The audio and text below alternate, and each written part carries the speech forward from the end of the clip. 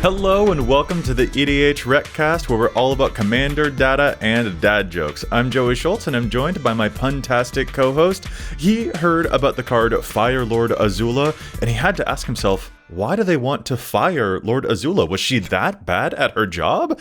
It's Dana Roach.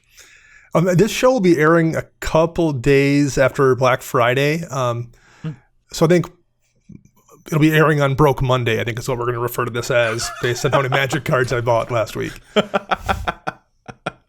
Well observed. Going from Cyber Monday to I fully have emptied my wallet Monday. Is that where you're at? Yeah. That is very funny. All right, Dana, it's the two of us on this episode. Mm-hmm. And dude, we're talking about some overperforming cards in EDH. I'm really delighted to talk about this with you, dude. Yeah, we had a little conversation before we started recording about this, just trying to discuss like the difference between overperforming and underrated. Yeah. Because there is kind of a difference. There are cards that like you know, think people don't recognize as being as good as they are, but maybe it's apparent on the card face or something. Mm-hmm. These ones are all cards that we were like, well, maybe let's try it out. Maybe it'll be all right. It looks like it might be interesting. And it winds up way exceeding what you thought it was going to be able to do based on the text on the card. Yeah, absolutely. These are not like overlooked cards so much as like when they're in play, they're so much better than you think they're going to be. The actual practical lesson learned by actually having one of these in play is like, oh, I'm always happy when this is on the battlefield. So during the deck building process, it might feel a different way than actually how it manifests in game.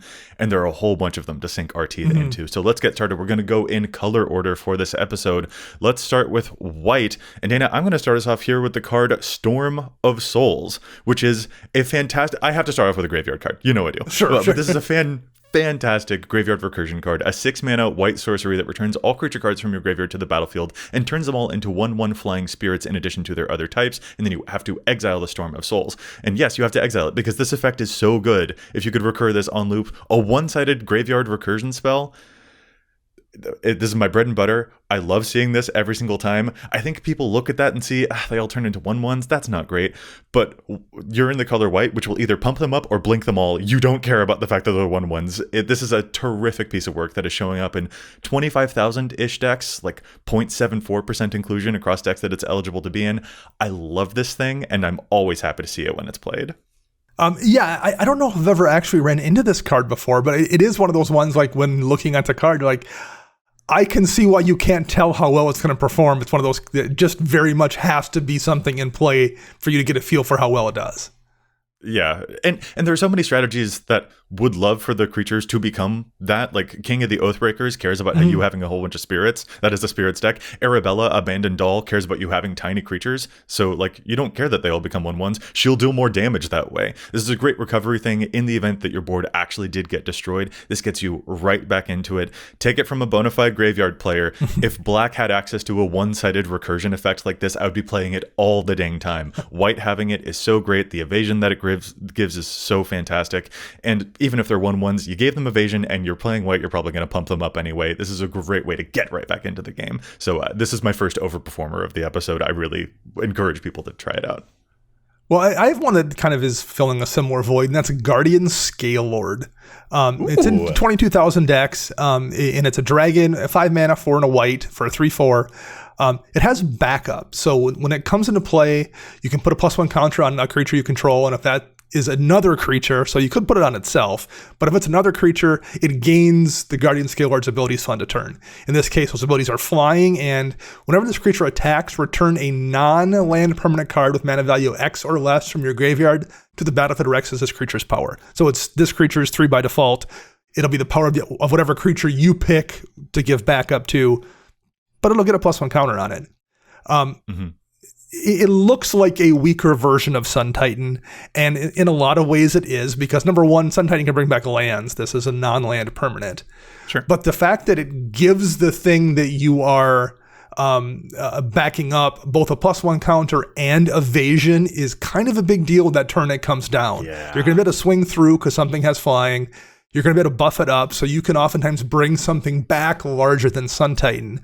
And then this, when it's swinging through the following turns, is going to be a 3/4 minimum, but it has evasion again. Like Sun Titan is nice as a vigilant blocker, but it's very easy to keep from punching through for damage.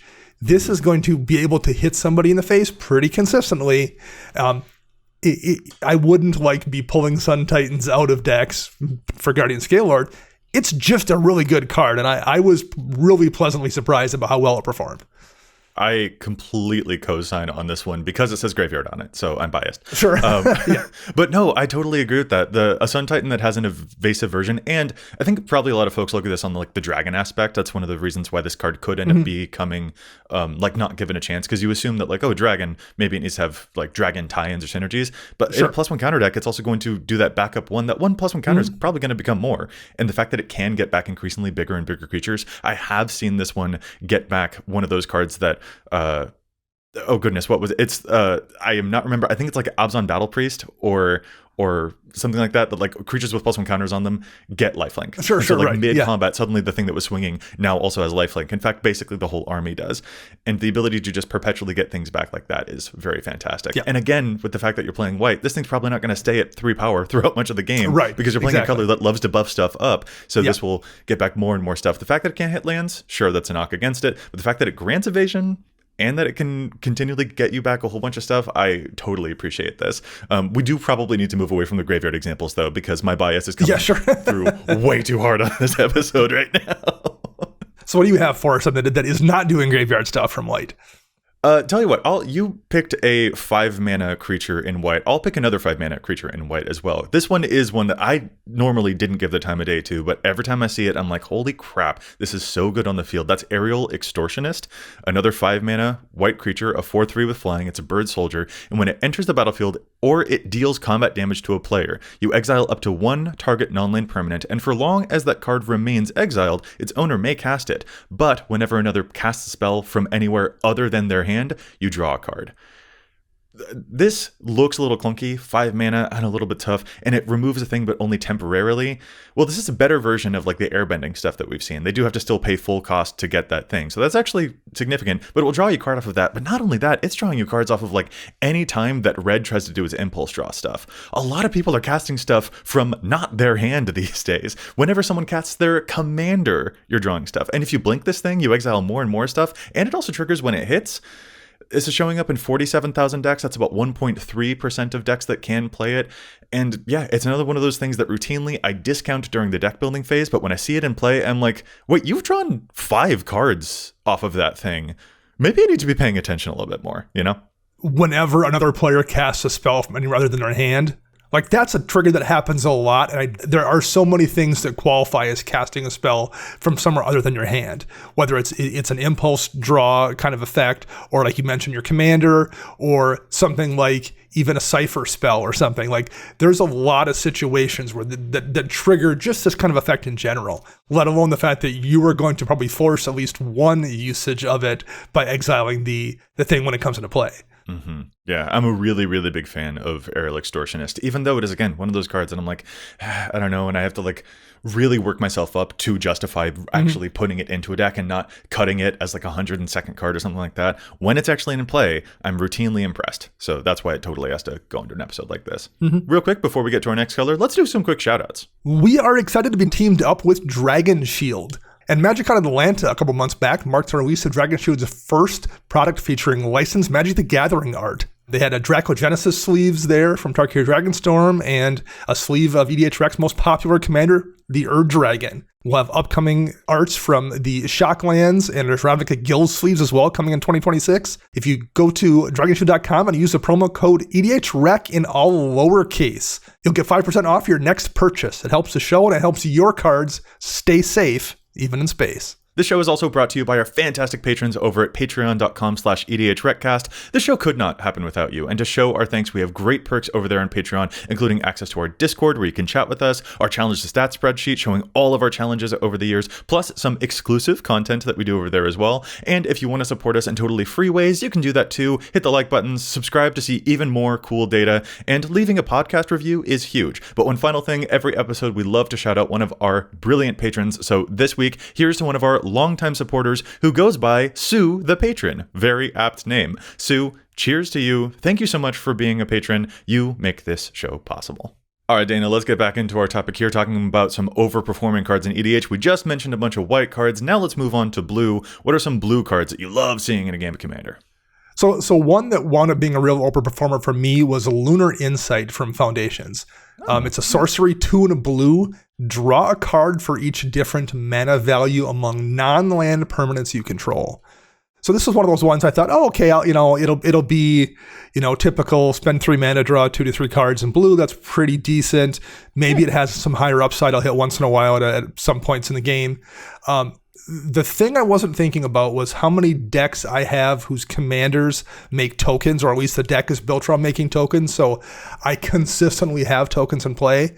And I wasn't, for some reason, that changes the math I found in this card. It changes it from like a card where I would routinely spend 3 mana to draw 3 cards to one where I'm almost always drawing 4. Like the worst case scenario, because that deck is making tokens, I'm hitting a 0 drop. I'll oftentimes have some sort of a 1 drop, a 2 drop artifact, maybe the 3 drop commander or whatever, and not really taking into consideration how often I would consistently have something that costs no mana really wound up changing how this card performed for me. I thought it was going to be decent in the decks I put it in, particularly ones where I'm making tokens all the time. It's just almost always generating way more value than you would think it would.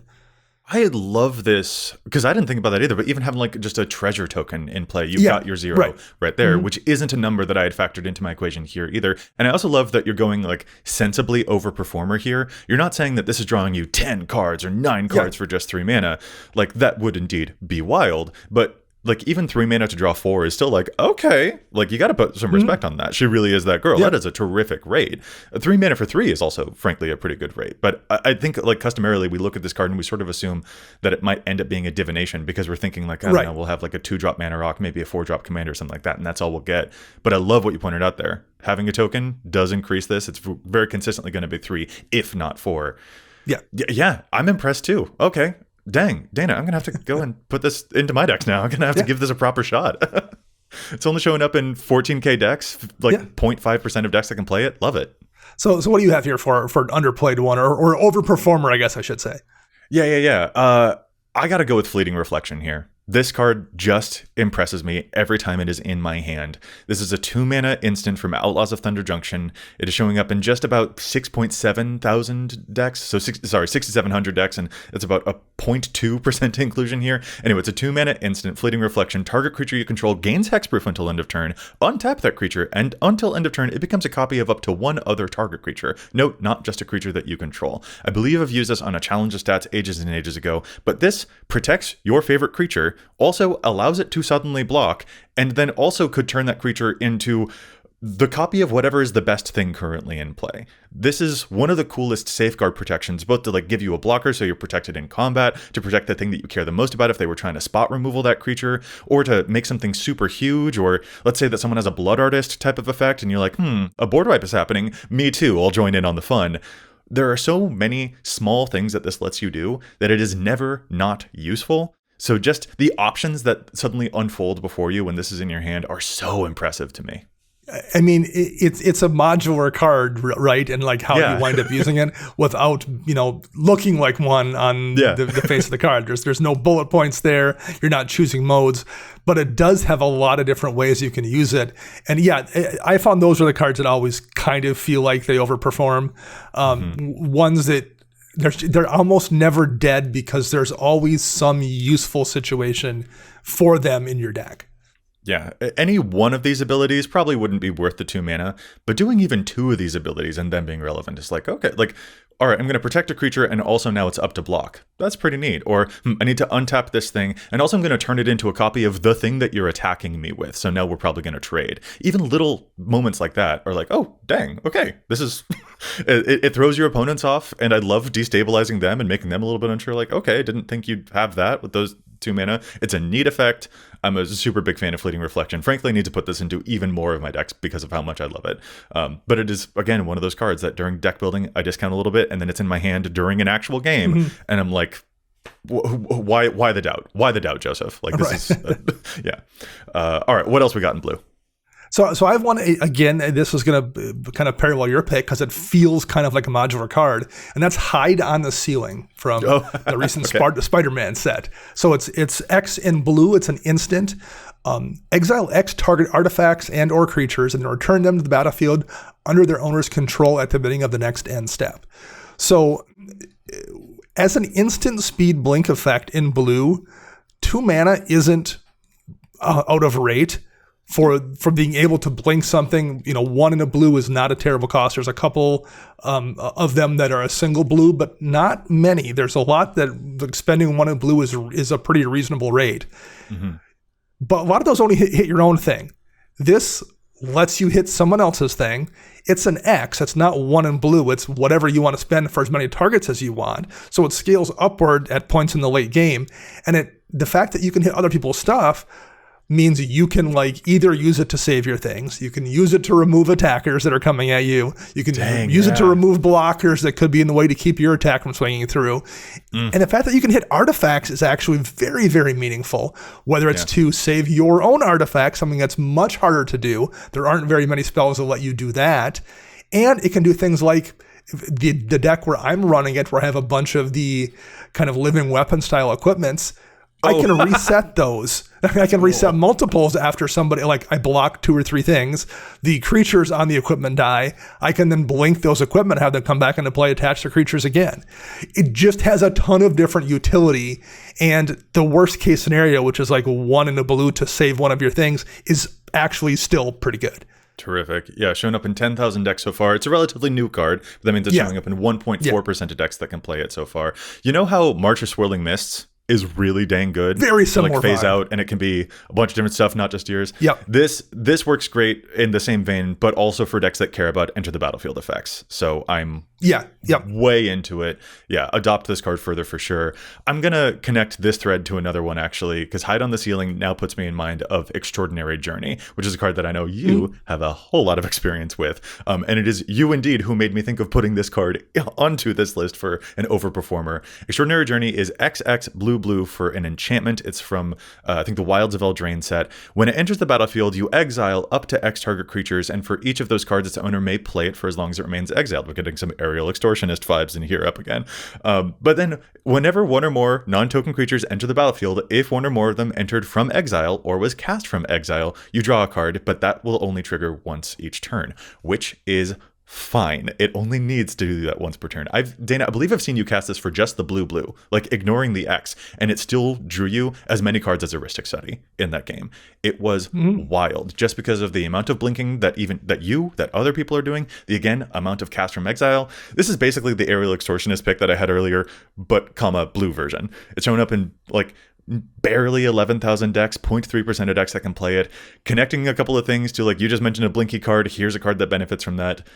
I really, really like this card, even in decks that don't care about blink. I've seen it draw a lot of cards. Yeah, I get just cards that can be used in just a dozen different ways. Almost always wind up being overperformers, but it's also one of those things. It's really tough to evaluate them until you see them in play and have them in your deck and actually see them be used. Yeah, but there are so many cards that care about casting from exile or casting your opponent's stuff that you put into exile, or there are adventure type of cards. There's a whole bunch of blink stuff going on out there. Yeah, a really entertaining piece of work. So I'm regularly impressed by Extraordinary Journey, and I definitely think that it performs a lot better than it looks like it will when it's on the battlefield. Well, we've done a few blue cards here. Let's move on to black and take a look at what black cards we found to be real overperformers. In the first one I want to mention is the card Midnight Snack.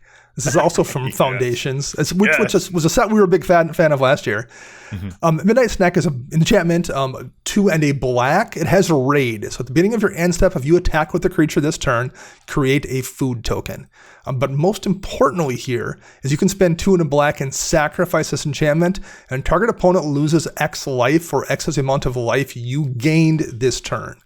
So, if the only life you're gaining here is going to be life off cracking these foods, this isn't worth running. Yeah. But it does a lot of things that are very, very useful. And in particular, if you are in some kind of a deck built around gaining a significant amount of life, like this, you just kill people with this. Like you put it down, it makes you a few food tokens over the course of a couple turns. Yeah. You do whatever big life gain thing you're going to do, and then you just dome somebody for like 18, 20, 24, 30, whatever amount of life it was you gained. You can just kill people for 3 mana.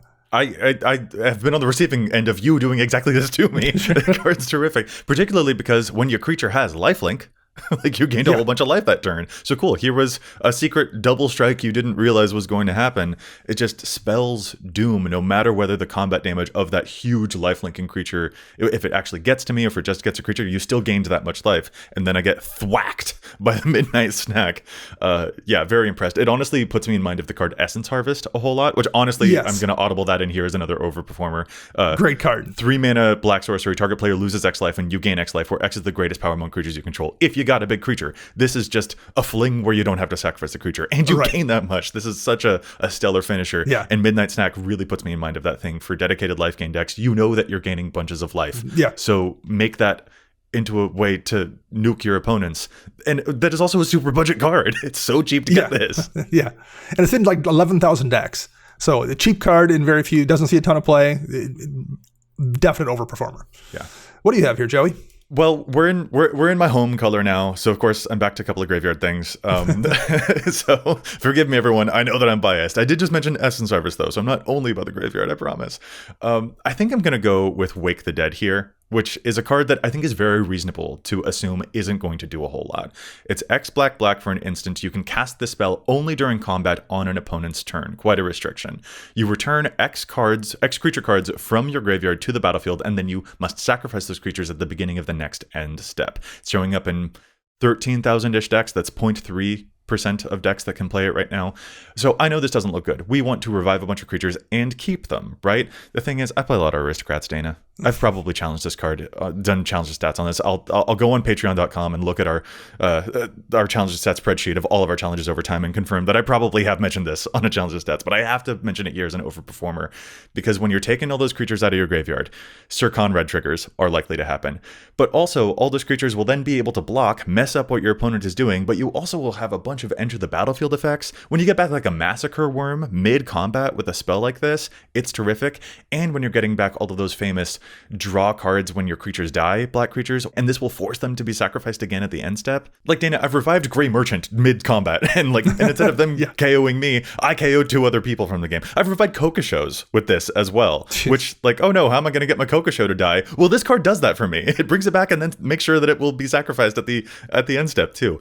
I really like Wake the Dead. I think it's got a lot of homes in some very graveyardy decks that care about a lot of death triggers. I know it doesn't look like much, but there's a lot of flexibility here where you can transform someone else's combat step, even if they're not attacking. That's the other thing. They don't even have to be attacking. You can still cast this during their combat step where they decided they were not going to declare any attackers at all. I'm like, nope, this is actually my combat step, comrade. It's a fantastic piece of work that doesn't look like much, and that's totally fair. But when you've got a nice graveyard, and even if you're reviving 3 creatures with this, you realize, oh, I have a lot more power than I think I should.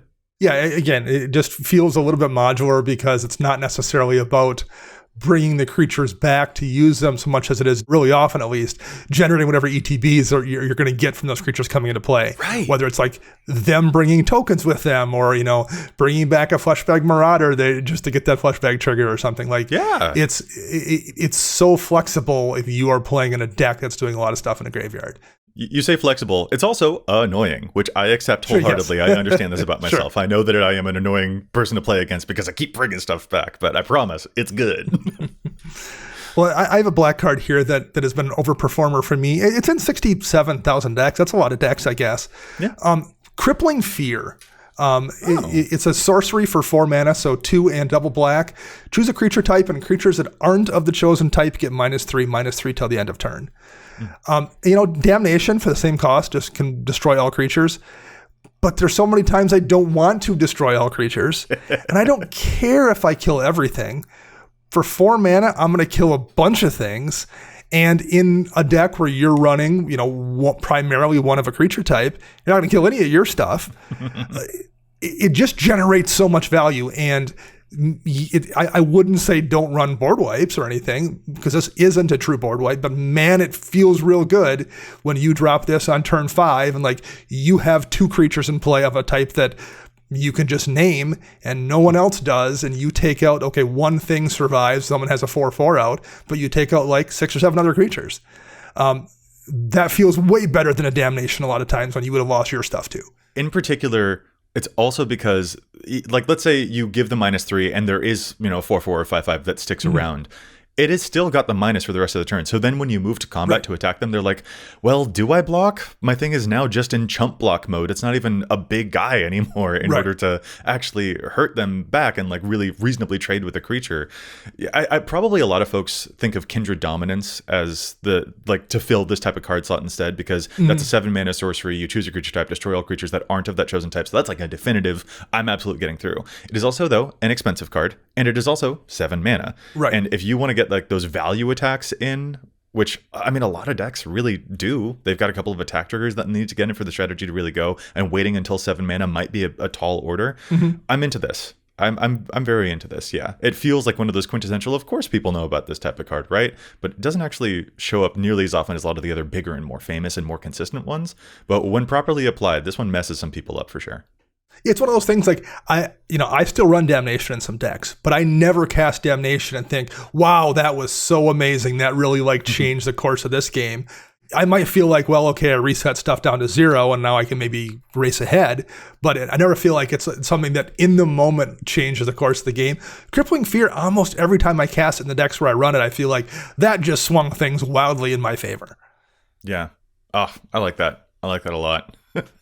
I'm so tempted here to shout out like one last one, but this is like actually a properly like kind of famous card. It's Kaya's Ghost Form. It's shown up in 139,000 decks. That's 3.7% of decks that can play it. Like, people know about this card, but in terms of like what you get for just 1 mana, you enchant a creature, and if it would die or get put into exile, it bounces right back to the field. Even Swiftfoot Boots don't make me feel this protected when I put that onto my commander, So like, yeah, I guess I said I was almost tempted to shout out one last one. I guess I did shout out one last one, but I was trying really hard to not only talk about graveyard cards this episode, but man, I really like that one too. Whenever you can slap it onto your commander and just be like, go ahead, remove it. I dare you. I ain't gonna do anything. And I only spent 1 mana. The fact that it solves Swords to Plowshares, Path to Exile kind of problems. Yeah. Very few things, particularly in mono black, do that. And this is one of the ones that does. Yeah, but that's again probably a like more well-known card. But again, in terms of like Overperformer, it's not that this card is overlooked, but it is just for what you get for 1 mana. I'm into that. We've mentioned a lot of really cool little value pieces here in this episode. Yeah, for sure.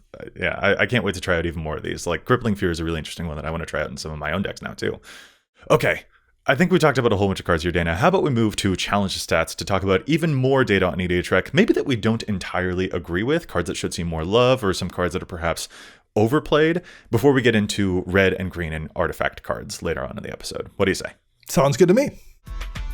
Guess what? Our favorite deck builder, Archidect, just released a really cool new feature, uploading custom cards. A lot of folks like to homebrew or invent cards for house rules or just test out their own game designs, and Archidect now has a place where you can customize your own card, name, cost, types, text box, and put it right into your deck, where it will be treated just like any other card would. You can make a card that is totally blank or upload your very own custom image of your custom card. And yes, when you make your designs, not only will they count towards all of your deck's stats, such as tracking things like your mana curve, your pips, your types, to make sure that all of the stats of your deck are accurate, to make sure you're getting the very best deck information, but also all the designs that you invent or upload are usable in the Archidect playtester, which is of course the very best playtester in the biz. What's really exciting is that this new feature has also laid the groundwork for Archidect to support uploading alters of cards too. So if you want to upload your own custom images of pre-existing cards, the fine folks at Archidect have even more stuff cooking, so let them know if that's something that you'd like to see in the future. Check out our deck lists at archidect.com/EDHRECast to keep up with all of our brews and try making your own custom cards while you're at it. That's archidekt.com/EDHRECast.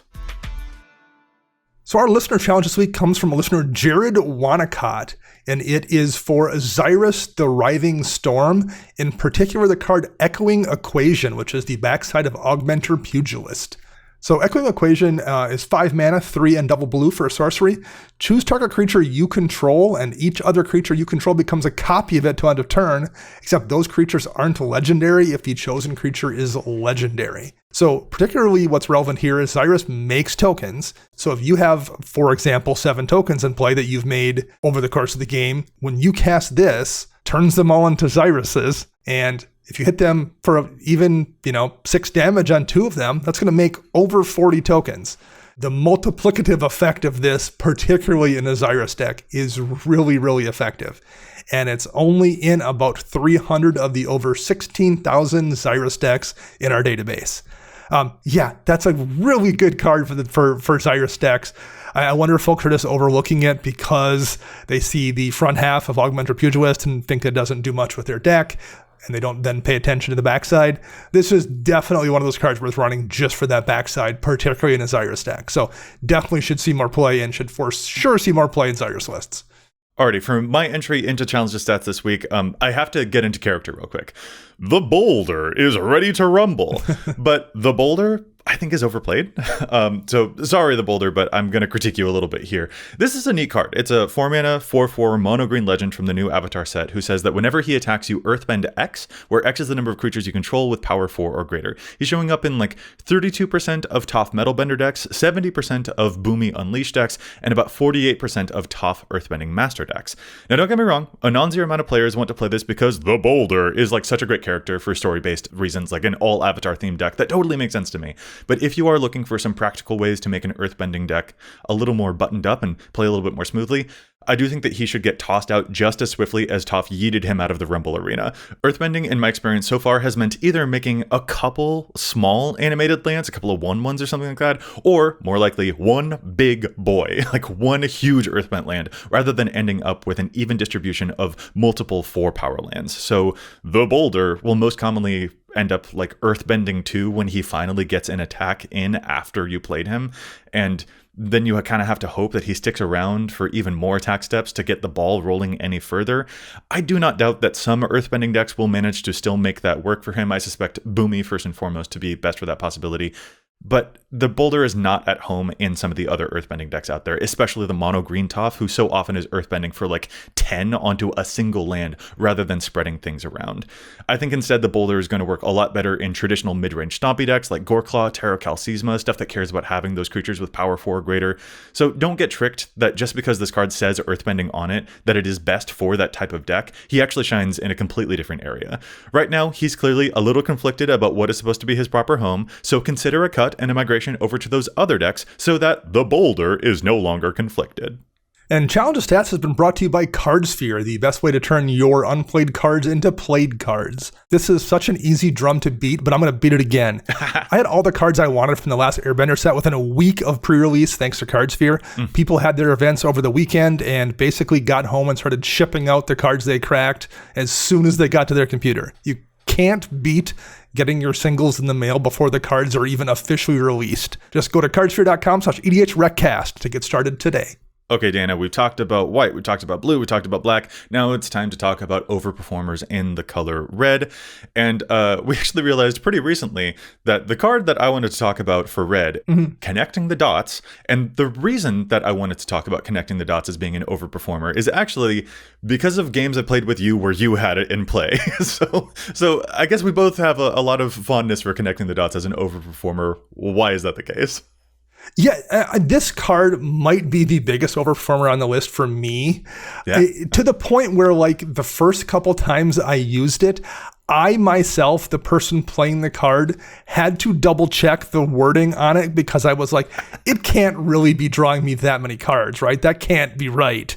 Amazing. It is. It's like every single time I cast it, I still have the reaction of, this can't be right. I can't be drawing this many cards off of this. For those that aren't familiar, it's 1 in a red, it's an enchantment. Whenever a creature you control attacks, exile the top card of your library face down, and then for 1 in a red, discard your hand, and you can sacrifice it and put all cards exiled with it into their owner's hand. So very often, like, I don't know if I've ever not put more than 10 cards in my hand with this. Like, it's, obviously you want to run in a deck where you're swinging a lot, but it can come down really early. It's only 2 to activate it. So, like, you don't need to put many cards into your hand for it to be worthwhile. And man, it's almost always a lot of cards. This shows up in less than 10,000 decks. It is showing up in like 0.27% of decks that can play it. I have to assume that the reason so many of us that we misread this card, because it is whenever a creature you control attacks. So it is per creature. I think a lot of us are accustomed to that whenever you attack. So it's just like, okay, I'll get one here. I assume that an attack step equals one counter. Or whenever you attack a player. So if you attack like 3 opponents, then you get 3 counters. No. If you attack with 6 creatures in any combination, in any direction, you're getting 6 counters on this. You're exiling 6. Did I say counters? You're getting 6 cards, not counters. Yeah, you know what I'm talking about. You're smarter than the audience. You kept up. You got it. You corrected me. It's okay. You can save your comments for later. And then later you pay 2 mana and all those cards go to your hand. So yeah, you have to discard your hand, but you're playing red. Like you're doing impulse draw stuff naturally, or you're just running a whole bunch of stuff out there anyway. I will gladly discard the one remaining thing in my hand to get the 6 or 12 or however crap many cards have been put into exile by this, because it ends up being so dang many. Yeah, I'm deeply impressed by connecting the dots, and kind of sad that it doesn't see more play. Yeah, I feel like people may have misread it, or I know, Markov Manor wasn't, or Karlov Manor, wasn't the most played set in the world. The fact that we're still getting the name wrong 18 months later probably says a lot. Ever, So that probably doesn't help it either. But yeah, like if there's so many red aggro decks, it's just a perfect card, I feel like, for anything red is doing. It synergizes real well with what this card does. Yeah, I'm super into it. Another that I kind of want to shout out here, and this is more like a $5 card, but that's Ensnared by the Mara.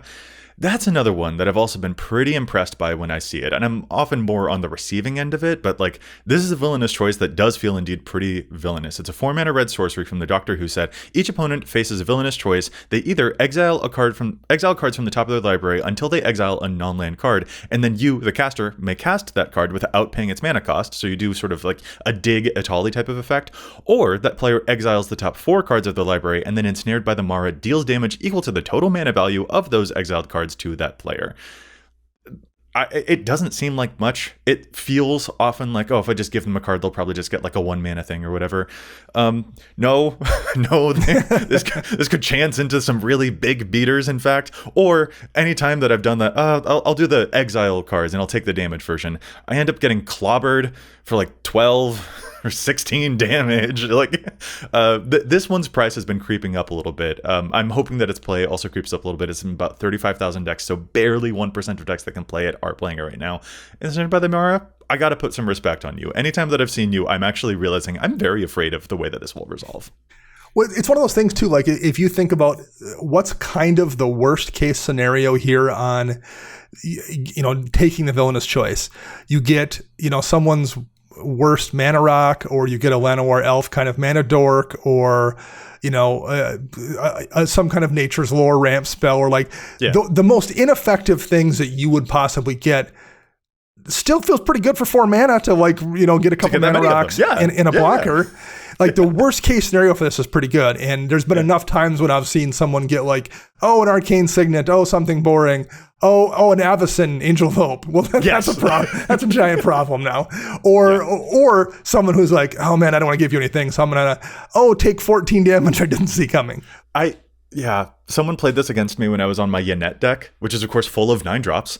So talk about a choice of damnations there, because it's either I give them a free 9-drop probably, or 7-drop or whatever, or I exile the top 4 cards of my library and I lose life equal to their combined mana value. That's supposed to be my trick in that deck. I'm supposed to be doing that to other people. Having it turned against me means that no, I don't want to take 27 off of this spell resolving, so I kind of have to give you, for your 4 mana, a free 9-drop, I guess, and also all the other stuff that you're going to get and all the other choices. You put this into a deck that also doubles any amount of damage or whatever, and it's just this can't even be a choice. I have to give you stuff. I have to let you play 3 free spells for your 4 mana spell, because I can't possibly risk that much damage. Yeah, very impressed. Here I am gushing about this red card. Yeah, super good. So again, one of those cards I had to reread the first couple times it was cast against me, because I'm like, it can't generate that much value. That doesn't make sense. Yeah, and it does feel like Punisher. Yeah, and it feels like one of those Punisher types of cards where it's if I'm giving my opponents a choice, I don't know, they're always going to pick the better thing for them. But this one's actually a reasonably difficult choice sometimes. It does kind of make people go, okay, let me actually think for a moment. And that is kind of what you want from these. It is actually occasionally a pretty tough decision for people. Anyway, here I am gushing way too much about a card that I like a whole lot. How about you? What's a red card that you think overperforms when you see it in Commander? One that I've had really good luck with is Ignite the Future. So it's a red draw spell, 3 and a red. exile the top 3 cards of your library, and until the end of your next turn, you can play those cards. Nothing too exciting about that. 4 mana to get 3 impulse draws, although that's not bad. Yeah. Where it really shines is it says, if the spell was cast from a graveyard, you may play cards this way without paying their mana cost. And it has flashback for 7 and a red. So if you play this from your graveyard from any means, first of all, that portion triggers, but you always have the flashback option. But red tends to have other ways to play things from graveyards too, without even necessarily having to spend the 8 mana to flash it back. Man, even spending particularly, there's been so many games when I've cast this on turn 4 or something and gotten the land drop I needed that turn and the one for next turn and something else I can then use next turn. And then 4 or 5 turns later, when I'm low on gas again, it's right there in my graveyard and lets me then play a land and put a giant dragon in play and cast a removal spell when I cast it, and get those things for free the following on the follow-up. Always feels really, really good in red, and it's in this weird kind of niche where the amount of mana you're spending on it, there's Enslaved by the Mara, and there's not a lot of other of these red impulse draw spells that are at that cost either. So it's not really fighting with anything else necessarily in that slot. Yeah. I'm into, it's kind of interesting because I remember this one came out in the 2019 Commander Precon, and I feel like we all were kind of I don't know about it there. Yeah. And it was in a deck that had to really care about flashback. So we all viewed it through the context of I really need to care about flashback. And the 8 mana looks just a bajillion mana or whatever. Yep. This is actually a card that I have in my mono red Skoa Ember Mage deck, which is not a deck that anyone should build, and that's why I built it. It's a limited common type of thing that has grandeur, which doesn't work in Commander, but it just does damage. I just built a mono red, here's a silly thing that does damage deck. And I do remember I cast this in that game and I got some pretty good value. Okay, off of the top 3 that I'll be able to play till my next turn, got my land drop, here's a mana rock, whatever, that's great. And later on in the game, I did cast it for the flashback cost to then get some stuff again and roll the dice, see what you get. And I got myself another land, but then also a Terror that peaks into Warstorm Surge. Sure. Right, so I was oh, okay, cool. Yeah, I'll cast those for free, I guess. That sounds good to me. Right. So, yeah, kind of interesting, the life on this one. It's curious that it's showing up 38,000 decks, 1%-ish of decks that can play it right now. It feels like one of those now that red has really leaned into its impulse draw moment, that is sort of the way that we're accumulating all that value. This is one that we should be giving even more credence to than we were before, because when we first saw it, it wasn't yet the moment. Now it is. Now's the right time for this card for sure. So how about you, Jay? What else do you have here for red for us? Anything else? I think, let's see, 4 mana, red, exile stuff, Brazen Cannonade. Let's talk about Brazen Cannonade. Also a 4 mana red card, also cares about casting exile-y type of stuff. It's a red enchantment that says whenever an attacking creature you control dies, it deals 2 damage to each opponent. And at the beginning of your post-combat main phase, if you attacked with a creature this turn, you exile the top card of your library until the end of combat on your next turn. You may play that card. So lots of playing from exile type of stuff. I've been so impressed by this card every time I've seen it. The raid ability is pretty good. You're in red, you're probably going to end up attacking pretty regularly with maybe expendable tokens here and there, and you'll just get another card that you can play for basically a full round. It has that combat timing restriction, but effectively you're getting a full turn to play it, either on this current turn right after you attacked or on your next turn before you attack. Pretty neat stuff there for sure. But dang it if that damage trigger on the top part of the card doesn't end up being so crazy impressive. Whenever an attacking creature you control dies, Brazen Cannonade deals 2 damage to each opponent if you are attacking me with 5 goblins. And I try to block them. Oh no, I'm still taking damage anyway. That's not good. But also, I've seen people combine this with sacrifice outlets so that the things deal damage, and then right before we move to the next phase, when it is still considered technically combat, even after damage has been done, you sacrifice all of them, and that counts as an attacking creature dying. You deal 2 damage to each opponent for each of those things that you sacrifice. This in combination with the sacrifice outlet is terrifying. Absolutely terrifying amount of damage. So I gotta shout it out for Brazen Cannonade.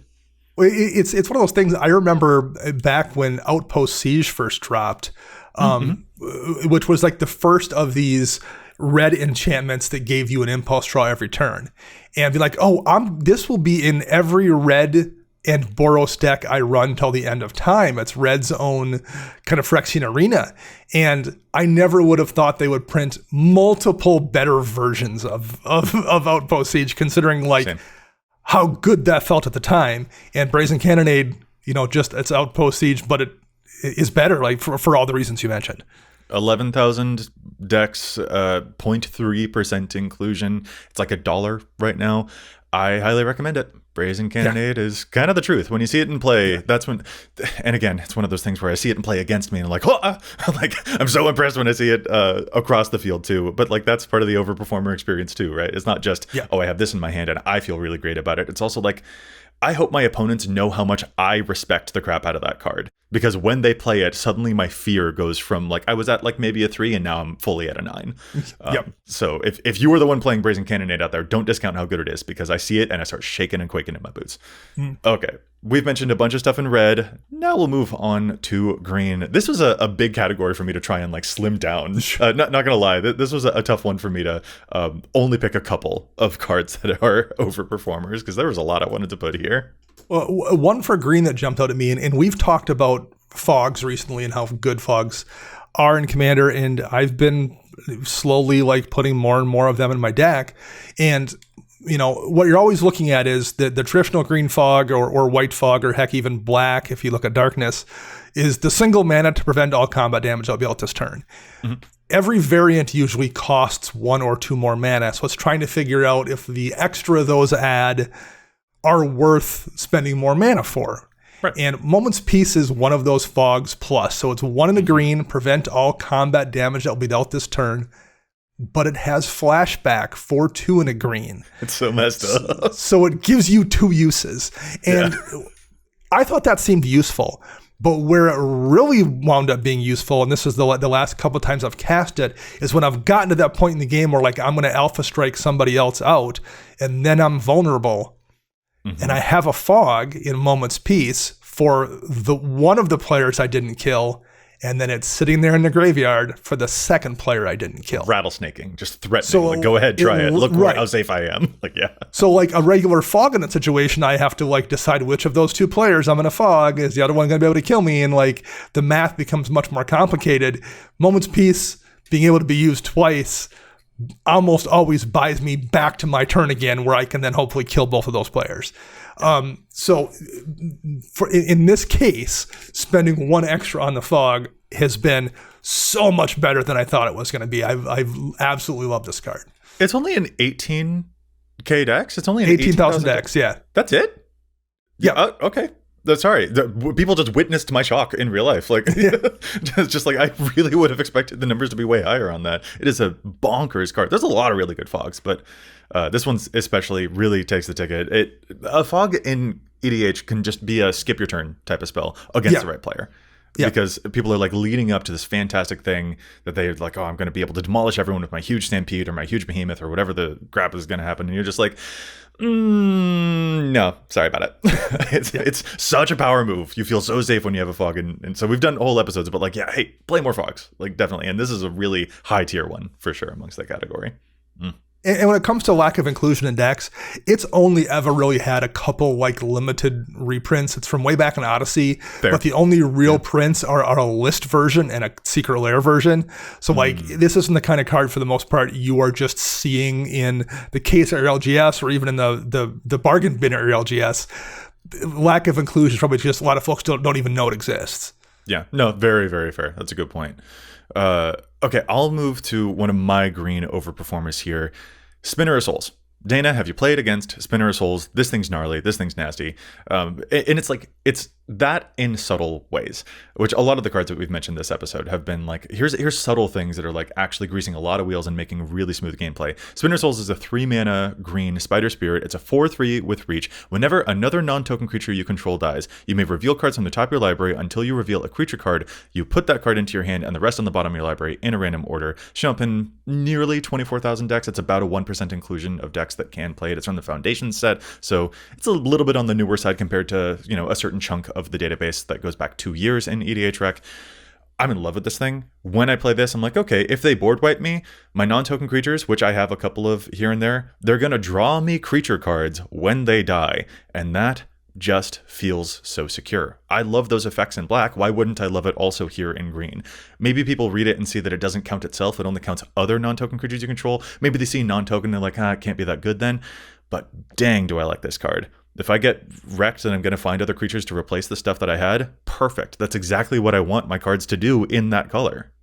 And it does it without requiring intervention on your part. You don't need to spend a green mana for each creature you want to do, or like there are things that do something, evolutionary leap, for example, enchantment in green, but that requires you to have mana free to do that. So you have to sometimes make a choice. Exactly. There's no choice to be made here. Like, you have this in play and you are just like, okay, I'm going to be able to generate value if this stuff dies without having to worry about anything else. That, and it's also not just good in like, kind of like mid-range stompy decks.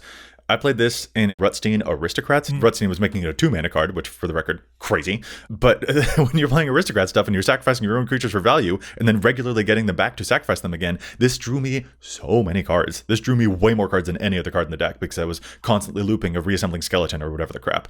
And this would just trigger off of every single one of those and find me the next creature off the top of my deck. It's terrific. It's barely even $1, showing up in just 24,000 decks-ish, which might sound like a lot, but compared to the entire vast number of decks that it could go into, I do think this one's a little bit overlooked and an overperformer, because when it's in play, it's again just one of those things like, what a nice insurance situation, what a nice safety blanket. If a board wipe happens, I'm still going to be okay. Great vibe to have in a game. Really frees you up to do different types of gameplay and gives you flexibility and maneuverability in those positions during EDH. So my next one here was one I wasn't really entirely sure I wanted to mention, but I am going to, and that's a Yuna's Whistle. And the reason I was hesitant is sorry, Dana just told me to get really excited. I love that you're mentioning this card. Yeah. Well, and the reason I was hesitant is because the deck where I'm running it, and it's only in one of my decks, is pretty specific, and I'm not sure if all the factors that make it amazing in that deck apply to other decks, but let's go into it here a little bit. Yuna's Whistle is 3 mana. It's an instant for 1 and double green, and you reveal cards from the top of your library until you reveal a creature card. You put that card into your hand and put the rest in the bottom of your library in a random order, and when you reveal a creature card this way, you put X +1 counters on target creature you control, where X is a mana value of that creature.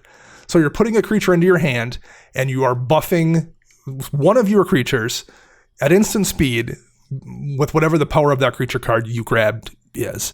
Now, I have this in a dragon deck. So it's Selesnya dragons. Everything has evasion. I'm almost always able to punch through, and it's a +1 counter deck on top of that. So like, so many of those dragons have +1 counter effects. So I have doubling season kind of stuff going on in there.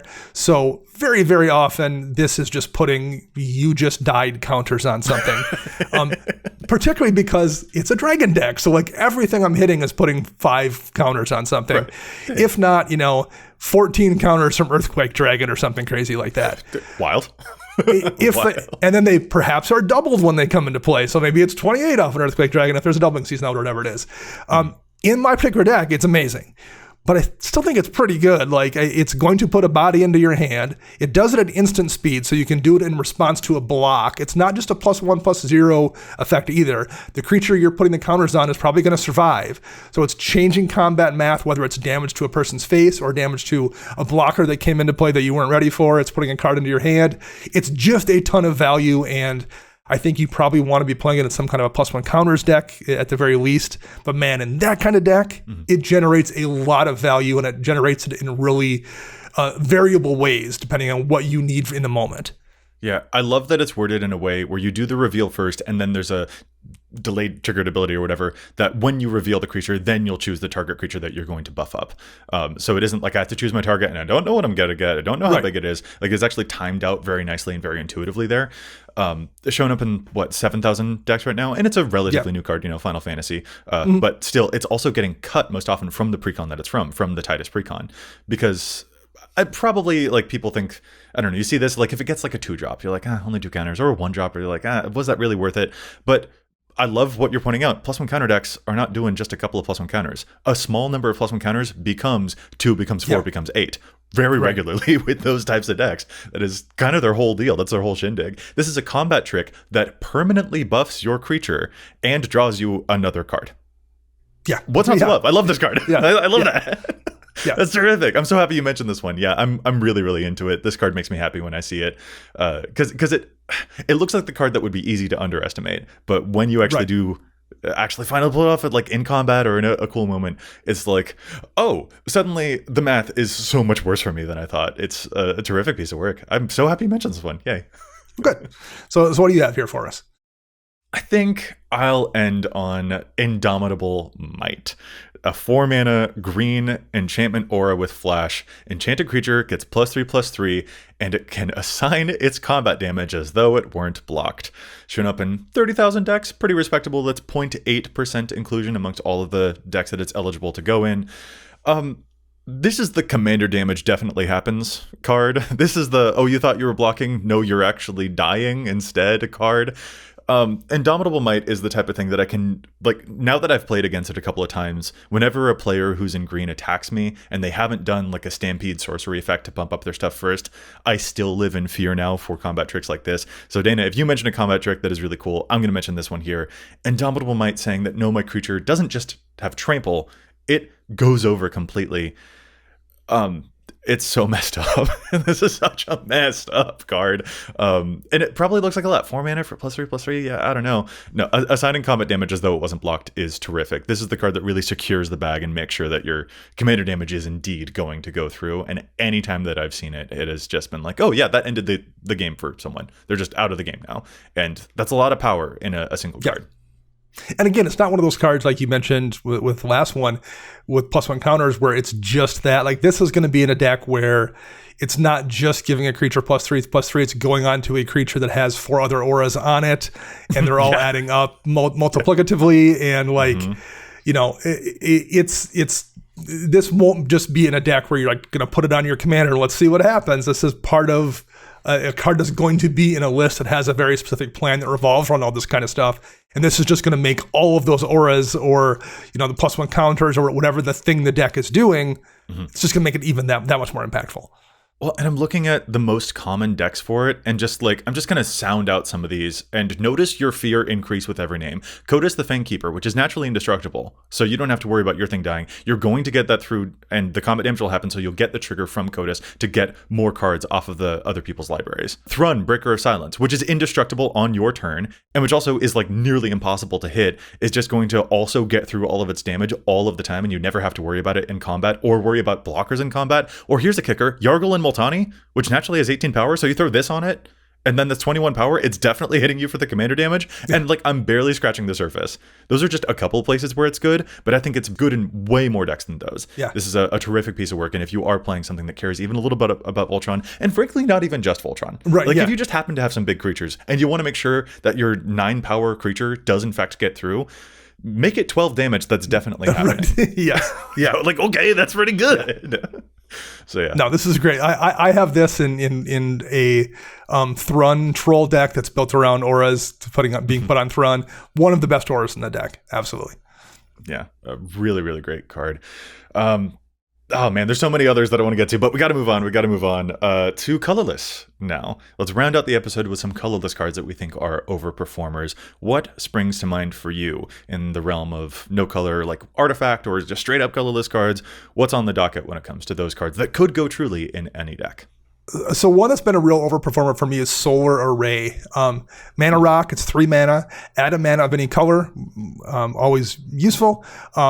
When you next cast an artifact spell this turn, that spell gains Sunburst.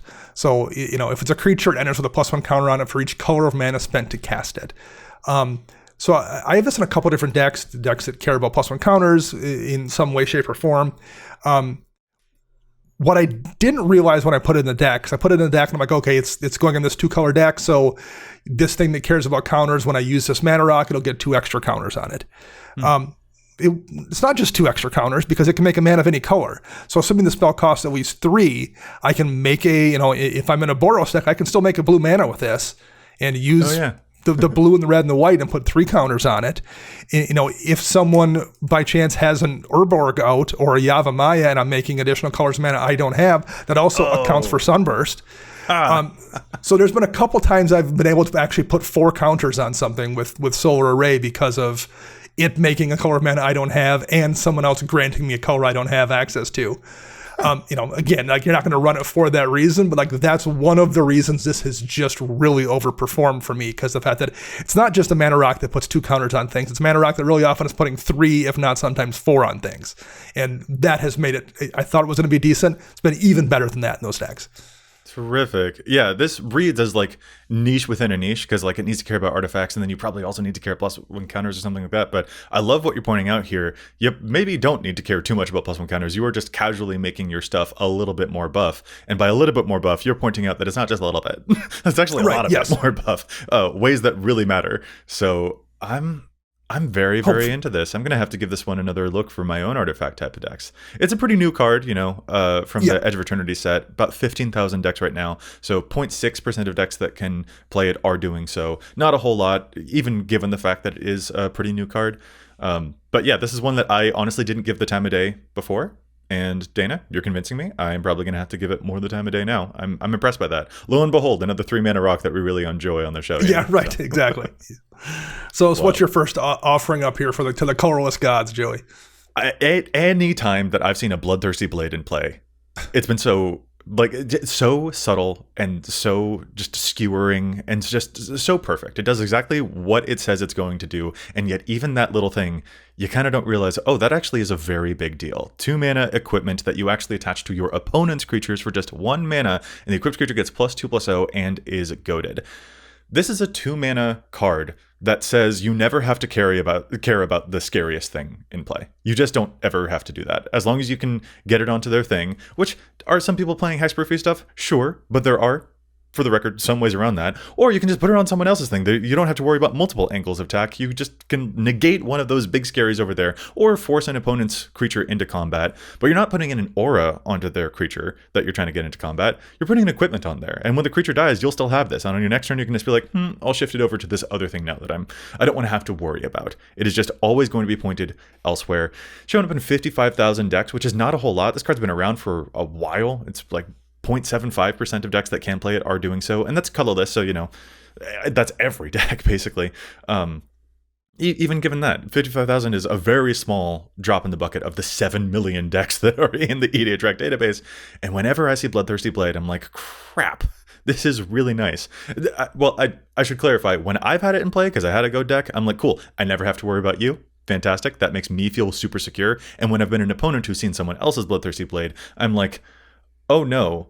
Oh no, now that thing's coming from me, and I'm really mad at the person with the blade, not even the person with the big creature that's about to swing at me, because it's not their fault. It's the blade's fault. Yeah, here I am rhapsodizing. I'll shut up now. But yeah, fantastic piece of work. And this is a good example of something that's never going to be dead. Like, okay, let's say the scariest creature in play is, a 2/2 or something. You're like, well, I have nothing else to do right now. I'm going to play that. This is cheap to play. It's 2 mana. It's 1 to equip. Well, that 2/2 is now swinging at somebody for 4. And they're either taking 4 damage, or they're blocking and losing a blocker, or the thing this is being goaded, this is attached to, dies because it has to swing.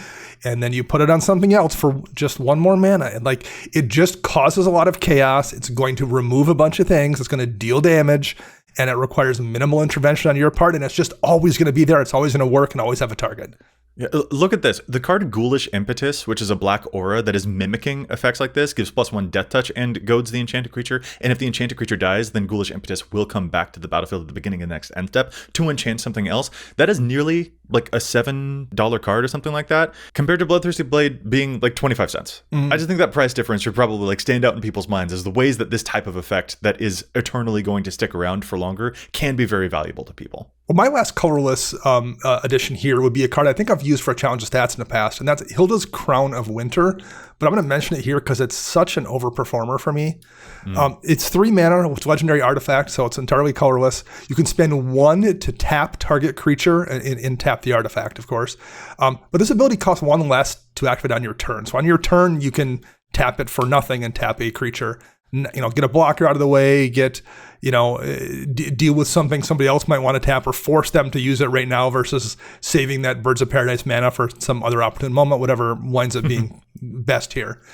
But where it's really good is you can spend 3 and sacrifice it and draw a card for each tapped creature your opponents control. Not target opponent, your opponent's control. Yeah. This comes down for 3 mana. You use it to tinker with people's attackers or blockers for a couple turns. It's turn 6 or 7 or something. You knock one of their blockers out of the way, spend 3 mana to sacrifice it, draw, 6, 8, 10 cards, because at that point in the game, people are just doing stuff. They're swinging, they're tapping creatures, whatever. refill your hand, and move to the kill condition in the next turn. But the thing I will really note about this was the last time I used it, a couple weeks back in the game, when someone went to kill me with an Alpha Strike, and out of desperation, I'm like, well, I'm going to sacrifice Hilda's Crown of Winter, 3 mana, draw, 8 cards, whatever was coming at me, and tapped elsewhere, and hit the Aetherize I needed to be able to blow those blockers up and out of the way. Messed up.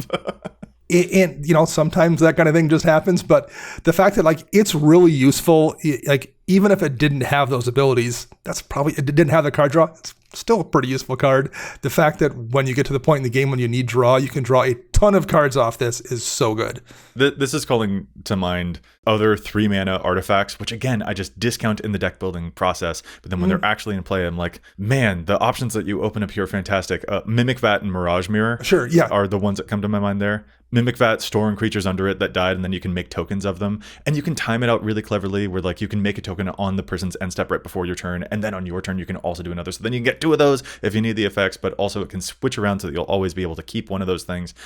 Really cool power performer. And then Mirage Mirror as well, a 3 mana artifact that for 2 can become a copy of whatever you want that's in play until end of turn.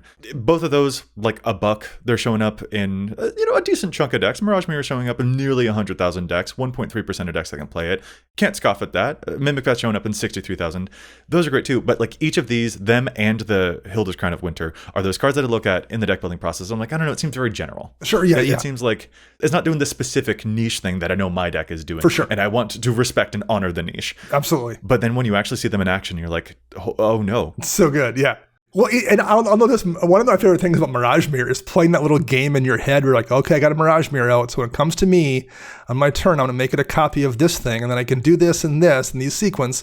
And then someone plays something and you're like, okay, so on my turn, I can make it a copy of that thing. And then I can do this and this and this. Yeah. And you're just distracted by what you could potentially make Mirage Mirror a copy of on your turn. Yes. Oh my God, that's so funny. Yeah. But they each have these different abilities that are easy to be like, yeah, I don't know. It's not leaning into what I know my deck is doing. And yet when you actually see them, you're like, hot damn, that's really enjoyable. Yeah. The Hilda's Crown also just and your blocker's not going to be there. Yep. I'm going to be able to attack. And then if you try to attack me back, I will draw cards.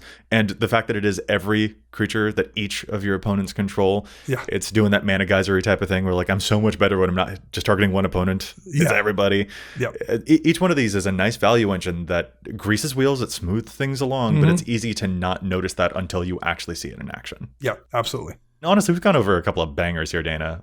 A lot of these cards I am playing, but also you've mentioned a bunch of stuff that I'm like, I gotta go put that into a deck. The boulder will not be satisfied until I'm playing a whole bunch of these cards. These are really fantastic pieces of work, and I definitely want to hear from our listeners what they think are overperformers in their own decks too, because there's some sleeper hits out there. There just really are.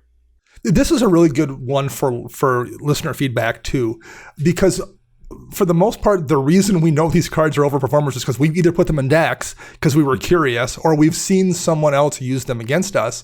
But there's a ton of cards we just haven't had a chance. We've missed for whatever reason. No one's just had a chance to cast them against us, whatever.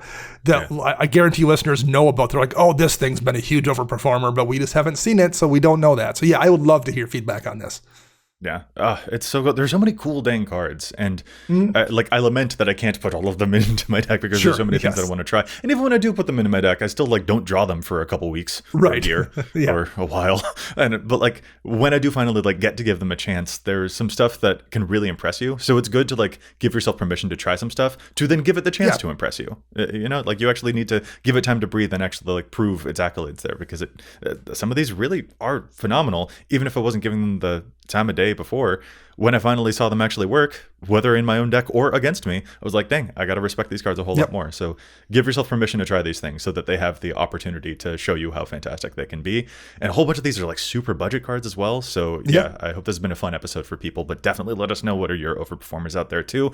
This has been a whole lot of data and a whole bunch of cards this episode. We're going to have to call it to a close here, Dana. If our listeners want to get in touch with us, where is it that they can find you on the onlines? You can find me online at Dana Roach. I am doing some short form content for Architect on their social medias as well. I'm writing articles for EDHREC, and you can find all of us together at patreon.com/EDHRECast. And you can find me everywhere online, from Instagram to Blue Sky at Joseph M. Schultz. And you can find the cast online at EDHRECast. And don't forget to check out Dragon Shield, maker of the very best sleeves for your Magic decks. Such phenomenal stuff. They even sent sleeves into space and came back perfectly secure. So give Dragon Shield a look. And listeners, we'll be back at you next week with more data and insights. But until then, remember, EDHREC your deck before you wreck your deck.